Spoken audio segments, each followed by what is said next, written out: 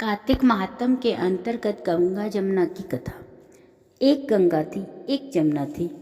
दोनों बहनें एक साहूकार के खेत में से जा रही थीं।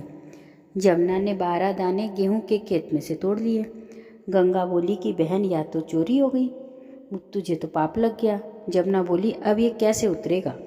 गंगा बोली कि 12 बरस साहूकार के नौकरी करने से उतरेगा। जमुना साहूकार के घर आकर बोली, मुझे नौकर रख लो, 4 काम छोड़कर मैं तुम्हारे सारे काम कर दूंगी। एक तो जूठे बर्तन नहीं धोऊं, झाड़ू नहीं लगाऊं, सेज नहीं बिछाऊं और दिया नहीं चासूं। साहूकार ने उसे नौकर रख लिया। 12 बरस बाद कुंभ का मेला आया। साहूकार साहूकारनी मेले में जाने लगे तो जमुना ने उन्हें एक सोने का टका दिया और बोली कि वहाँ मेरी बहन गंगा है, उसको ये टका दे देना। कह देना कि बहन जमुना ने भेजा है, तो वह हाथ पसार कर गोरी गोरी बइयों में हरी हरी चूड़ियाँ पहन ले लेगी। वह लोग वहाँ जाकर सोने का टका देने लगे तो गंगा ने हरी हरी चूड़ियाँ गोरी गोरी बइयाँ हाथ पसार कर टका ले लिया और बोली, मेरी बहन जमुना से कह देना कि अब तेरे 12 बरस पूरे हो गए, अब आ जाएगी। साहूकार साहूकारनी घर आए। जमुना से बोले कि तेरी बहन बोली कि तेरे 12 बरस पूरे हो गए, तू आ जा। यह सुनते ही जमुना सहस्त्रधारा होकर बहने लगी।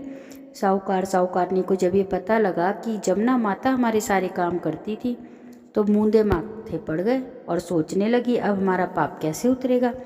उधर जमुना गंगा के पास गई तो गंगा ने पूछा कि तू साहूकार साहूकारनी को धीरज बंद कर आई है या नहीं।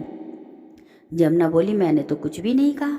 गंगा बोली कि उनका धीरज बंधा करा, नहीं तो उनको संतोष कैसे होगा। जमुना दोनों के सपने में आई, बोली कि तुम उदास क्यों हो। वे बोले कि हमने तुम्हारे से ऊंचा नीचा सब काम कराया, अब हमारा पाप कैसे उतरेगा। जमुना बोली कि तुम्हारे कोई पाप नहीं लगा, मैं तो अपना पाप उतारने आई थी। तुम्हारे खेत में से 12 दाने गेहूं के तोड़ लिए थे, इसलिए मुझे दोष लग गया था। तुम्हारे यहाँ 12 साल काम करने से उतरा है। तुम उठो, तुम्हारे कोई दोष नहीं लगा। तुम्हारे खूब धन लक्ष्मी हो जाएगी और तुम्हारी मुक्ति हो जाएगी।